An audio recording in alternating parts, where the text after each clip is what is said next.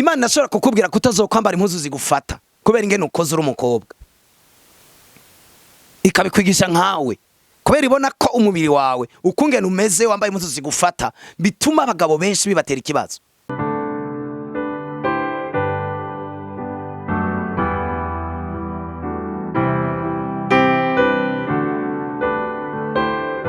Kuri CANAAN TV, shalom, mahoro ya Kristo abane namwe. Turanezera gusubira kubana namwe kuri no musi dasanzwe twagiriwe ubuntu n'Imana. Ariko reka dutangure dusenga. Data mu izina rya Yesu Kristo turagushimiye cyane kubw'izigirwa bwawe, urukundo wamutugira rudahera, waduhaye akaryo ko kugukorera kugira ngo uyu munsi dushobore gushikamisha intwaro yawe. Turagushimiye cyane ko watwizigiye mu gihe nk'iki tukaba duhari kugira ngo twamamaze ubuntu bwawe. Bagiye kutwumva n'abagiye kuraba mu buryo bw'amashusho, ubuzima bwabo ntibuza kuguma uko bwari bumeze, impinduka yamaze gushika mu izina rya Yesu Kristo dusenze twizeye, amen. Turabashimiye cyane, turashimiye uburongozi bwa CANAAN TV bwasubiye kutwizera kuri no munsi bikaduha akaryo ko kubana namwe. Turashimiye Imana ku bwabo.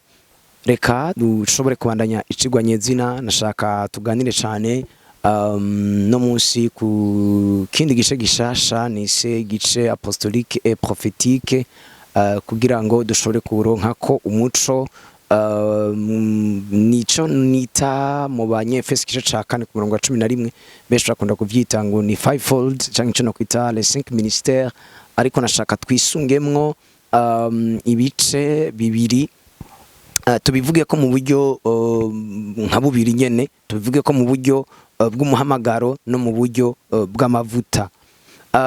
Bese barakunda muri kino gihe turimwo ca nyuma, Bibiliya iravuga ko ari igihe kiri prophetique kandi ko ari igihe kiri apostolique. Ni igihe novuga ko ari igihe c'intumwa n'igihe c'abavugishwa. Igihe babivuze gutyo benshi bakunda kubitahura kutariko, ugasanga twagiye tubibona aho umuntu ashobora gusanga yari evangeliste ejo gace usanga abaye apotre, wundi yari enseignant ejo gace usanga abaye prophète. Ivyo vyose nta kibazo kirabamwo, muga burya icuri ntigihindurwa n'ico witwa inyuma. Burya kijyuri uzoguma ubayeho kujya kuntu nyene amavuta asanzwe akuboneka ko najya amavuta yari yabango risanzwe rikuriko. Imana shimwe cyane. Ico shaka kubasigurira hano ni iki: muri kino gihe kubera ari igihe kiri prophétique kandi kiri apostolique, nico gituma mubona abantu benshi muri gihe ca nyuma turimwo barakora igikorwa kibi cyane cyo gukritika, gutuka no kwabija, kwambika ubusa ico no kwita aya mabango abiri. Uburyo abantu bayarimwe bariko barayakoreramwo ntikiraba ikibazo. Ego nivyo, reka hamwe mvuge ko ari ikibazo, urabona ko harimo ukudatahura. Mugabo bene data, nagira nababwira ikintu kimwe gikomeye cyane. Burya twebwe Imana dutumye cyane nk'abantu b'Imana, nk'abana b'Imana.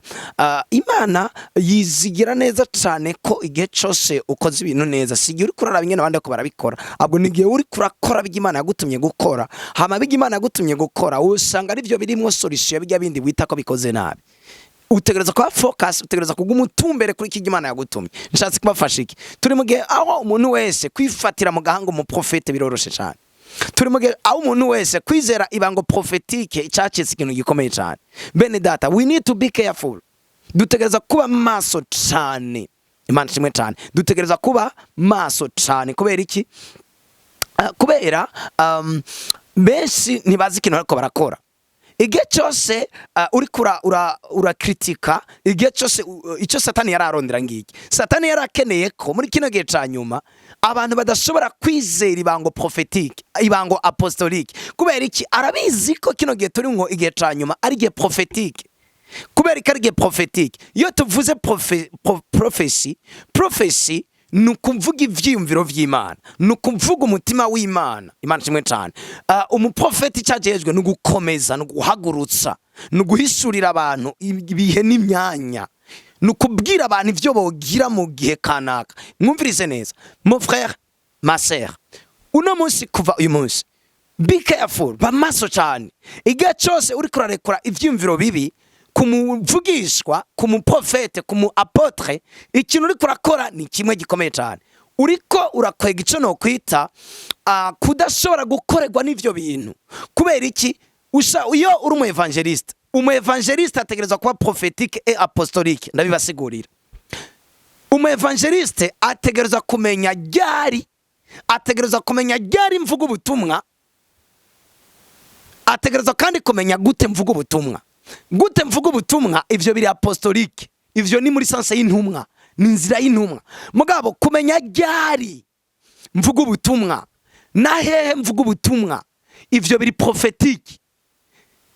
Wewe rero igihe cyose ukrititse iri bango canke aya mavuta prophetique muri kino gihe ca nyuma, uba wikwegeye ikintu gikomeye cyane cyo kuvuga ngo nzora nkora ibintu ntazi ryari, ntazi nahe nobikorera, ntazi na gute nobikora. Igihe cyose ushoboye kwabiza kuvuga umapotre kubera amakosa ariko arakora, kubera umuprofeti ariko arakora, sindagaruka ku makosa ivyo baba bakora, ivyo sina vy'Imana yadutumye. Je cyo ndiko ndababwira, ndiko ndabafasha kubagarura aho muri kino gihe turimwo. Umuntu wese usanga bimworoheye kuvuga ngo bajya ngo bavugishwa, ngo bahinda abantu, abavugishwa bameze kunagujya. Je sindi umuvugishwa, ndi umupasteur.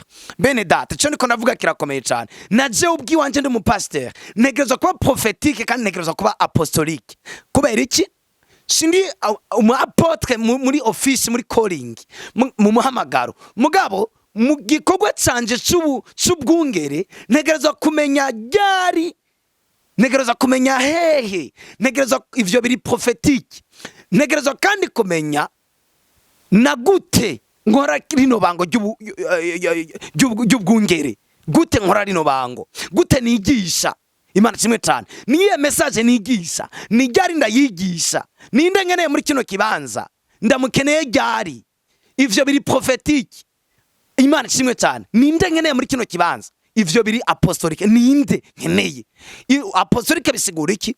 Amavuta apostolique, amavuta y'intumwa, na mavuta ari mu bwenge bw'Imana buhishuwe, na mavuta aho umuntu yiteguye gupfira ivyo yizera. Imana kimwe cyane. Nikoreza apotre bari bameze. Intumwa n'umuntu asama amavuta yo gutahura mu ijambo ry'Imana, kandi akaba afise ubushobozi bwo gushobora gupfira ivyo yizera. N'umuntu asa conviction y'ivyo yizera, n'umuntu yemezwa ivyo yizera. Bene data, ndababwiza ukuri, nubwo waba uri umumama mu rugo, urakeneye kuba apostolique, urakeneye kuba prophetique. Kubera iki? Urakeneye kumenya ryari mvuga rino jambo ku mugabo wanje, urakeneye kumenya gute ndarivuga, ryari ndarivuga, na hehe ndarivugira. Ivyo biri prophetique. Gute ndarivuga, ivyo biri apostolique. Gute ndarivuga bisobanura iki? Nza kurivuga riri mu bwenge bw'Imana, nza kurivuga riri mu ishugwa rya Kristo, nza kurivuga riri mu burongozi bwa Mpwemu Yera. Mpwemu Yera icamuzanye nukutubwira hehe, nukutwigisha na ryari. Mugabo ijambo ry'Imana naryo rihari kugira ngo rice ritubwira gute. Alleluia. Nico gituma bene data, iyumvira nk'uburi umumama mu rugo quelque part, ukabuguma wabiza uvuga aba apotre n'abaprofete. Satani umutego yateze n'uyu nyene. Satani yateze umutego ko muri kino gihe cyanyuma turimo abantu baguma bakritika igikorwa cy'abaprofete n'igikorwa cy'abapotre, kubera bizi ko atakino kimwe gishoboka aya mabango abiri atabaye consulté, atarimwo. Abanyefesi igice ca 2:20 dore ku murongo wa 19, nuko nimukiri abashitsi n'abanyamahanga, ariko musangiye ubwoko n'abera, muri abo mu ngoro y'Imana, kuko mwubatswe ku mabuye y'umushinge, ariyo ntumwa n'abavugishwa n'Imana, Kristo Yesu ari we buye rigumya imfuruka. Mwumvirize 20, kuko mwubatswe ku mabuye y'umushinge, ariyo ntumwa n'abavugishwa. Iyo bavuze ngo twubatse ku mabuye ari wo mushinge w'intumwa n'abavugishwa, mwumvirize n'ico bisobanura. Bavuze ngo intumwa, bavuze ba Yohana na ba Petero, bavuze ngo ingene Imana igushaka muri yo business, igukeneye kudandaza muri yo business, ufise understanding, ugutahura kwa Petero na Yohana muri acte. Mu gukunda umugore wawe, mukunde apostoliquement, mukunde mu buryo bw'intumwa, mukunde mwishugwa ry'intumwa, mukundane conviction, mukundane understanding, ugutahura kwa Kristo. Alleluia. Gutahura kwa mukunde kubera gutahura kwa Kristo ufise. Mubwira ibintu mubwira ibintu mu burongozi bw'ijambo ry'Imana. Imana kimwe cyane. Bavuze ngo twubatse ku mabuye itanguriro, ngo amabuye y'itanguriro ari ryo ntumwa n'abavugishwa. Abavugishwa nabo ndakaze ko nako. Abavugishwa bavuze ngo kora ibintu nk'uko Moses yabikora, ngo twubatswe ku mabuye y'itanguriro y'abavugishwa n'intumwa. Haleluya. Aba bavugishwa bariko baravuga sabavugishwa buno munsi. Nubwo uno munsi gusa abantu baca bagatora ngo ni prophète, ngo ni apotre. Ngo urumva ngo niho ngo basumba abandi. C'est pas la vérité. Sivyo. Aya mabanga atanu yose arangana. Bavuze rero ngo apostolique et prophétique ngo niko rufatiro tuzokubakako. Bari bavuze ngo tuzokubaka ku rufatiro Moses. Oh haleluya. Bavuze ngo ushaka kuja ahantu rongogwa na mpwemu w'Imana nkuko Moses ushaka kuja ahantu yarongogwa na mpwemu w'Imana. Urufatiro rw'intumwa n'abavugishwa. Bon, abavugishwa muri Ancien Testament, les apôtres bo muri Actes, les 12. Imana kimwe cyane. Les 12 n'abantu bahevye amagara yabo kubwo ubutumwa bwiza. Mon frère, est-ce que uyu munsi urashobe guheba amagara kubwo ubutumwa bwiza? Imana kimwe cyane. Bakubwiye ngo ubaka business yanje yubatse ku rufatiro rwa Aburahamu. Abana banje mfise bubake ku rufatiro rwa Aburahamu. Aburahamu yari le prophète wo muri Ancien Testament. Kubera iki? Ivyo mfise byose ni ivy'Imana. No bitanga nkuko Aburahamu yatanze umwana wiwe. Kubw'inyungu z'Imana. Mubakire ku mabuye itanguriro aryo itanguriro ry'intumwa n'abavugishwa. Imana kimwe cyane. Nabivuze umuririmbyi ategereza kuba prophétique et apostolique mwishengero. Niye ndirimbo ndirimba. Kubera muririmbyi ukuririmba nugusohora the sound of God, nugusohora ijwi ry'Imana. Nico gituma muri création muri Ancien Testament Imana mu kurema yaravuze. Sound y'Imana, ijwi ry'Imana ni ijwi rirema. Uno munsi umuririmbyi ariko araririmba mwishengero yagomba kuvuga nka kujya Imana yavuze mu kurema.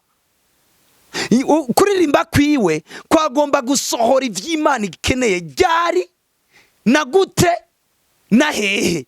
Umuririmbyi ategereza kuba prophétique et apostolique. Umuririmbyi ategereza kuba afite umutima wa Moses, ategereza kandi kuba afite umutima wa Petero. Petero yari intumwa, Moses yari umuprofete. Ntegereza kuba afite conviction Petero yari afise yo gusingira nta ubutumwa bwiza kubwo ubwami bw'Imana. Cyo umuririmbyi mwishengero umuprotokole ategereza kuba prophétique et apostolique. Ninde protokora ivyo biri apostolique? Ndamwicarika hehe. Hehe, c'est le moment et les saisons. Ivyo biri prophétique.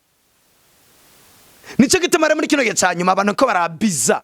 Bariko baratuka ibango prophétique et apostolique. Satani yaragamije ko ibi bintu bitashobora kubakorera. Nico gituma ucu usanga mu gukora ibintu nico gituma abantu bese uzakubwira ngo simbona ivyo no dandaza. Wabibona gute n'incuro maze gutuka aba prophète? Kubera kumenya ivyo wodandaza ivyo biri apostolique. Hehe no bidandariza. Hari umuntu uzabumva kubwira ngo mbe basha ngo ndongo rujya canke ndongo rujya. Imbere y'ugasara abakobwa nka batatu. Mbe ndandarize kwa Siyoni canke ndandarize kwa kwijabe. Nje muri Swede canke nje muri Canada. Mbe basha ntore visa yo muri Congo canke ntore visa yo muri Zimbabwe. Imana kimwe cyane. Mbega ni bese muri twebwe uyu munsi turahumye kubera iki? Kubera gutuka. Satani yakoresheje uwo muheto wo kugira ngo dutuke ibango apostolique prophétique. Nico gituma tubona amakosa menshi ariko arakogwamwo. Satani agamije ko duca turavyo bimwe birakogwamwo. Nkuko uyu munsi abantu bese babona ibintu nko biraba mu gihugu cy'u Burundi bagaca batuga igihugu cy'u Burundi. Nibizokunda ko igihugu cy'u Burundi kigira neza umwana wawe. Niyo umwana wawe yoronka akazi muri guverinema azokwisanga amahera ariko araronka yataronka icyo yakoresha. Kubera iki? Nusho amavuta watutse nashobora kugukorera.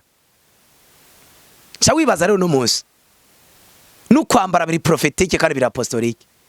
Niye nambara sasa apostolique kubera iki? Iyo nambara ubwo n'ubwenge bw'Imana.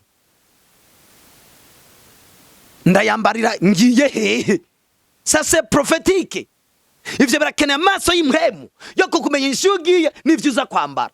Igituma no munsi usanga abantu ko baragwana ngo yambaye mini jipe trace yashizemo jogo ni kubera abantu ntibari apostolique kandi bari prophétique. ntibumva ni gute no kwimwesha bivanye n'ivy'Imana yantumye bivuye mu burongozi bwa mpwemu yera. Ni ryari no kwimwesha gutya? Ni hehe ngiye? Ni gute no kwambara? Imana nashobora kukubwira kutazokwambara impuzu zigufata kubera ingene ukoze uri umukobwa, ikabikwigisha nkawe kubera ibona ko umubiri wawe ukungene umeze wambaye impuzu zigufata bituma abagabo benshi bibatera ikibazo. Imana ikacikubwira nkawe. Ça c'est prophétique et apostolique. Kubera iki Imana yabimbwiye? Imana yabimbwiye kubera umubiri wanje ngene umeze. Mfise conviction totale ko Imana yanganirije. Ni jewe Imana yaganirije. Ça c'est apostolique.